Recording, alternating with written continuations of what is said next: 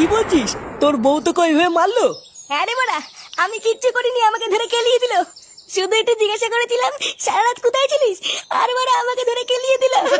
শুধু এইটুকু বলার জন্য তোকে এইভাবে ঠাপালো? না, এটা তো তোর বউ ঠিক করেনি। বুঝলি পল্টু, ব্যাপারটা না আমার কেমন সন্দেহ লাগছে। সারা রাত বাড়ি আসেনি, এটা জিজ্ঞাসা করলো বলে এইভাবে কেলিয়ে দিল।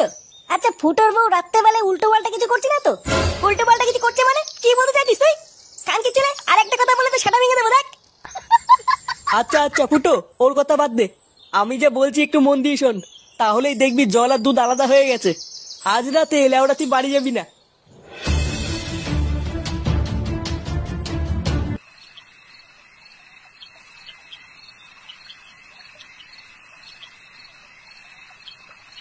কোথায় গেল বলতো মাগিটা? চোদনা, আমি কি করে জানবো তোর বউ কোথায় গেল? বাড়া, আমার মনে হয় মন্দিরে পুজো দিতে গেল। হ্যাঁ ঠিকই বলেছিস, পুজো দিতেই গেল। চল আমি তোকে দেখাচ্ছি কেমন পুজো দিতে গেল। আসো খেলবো।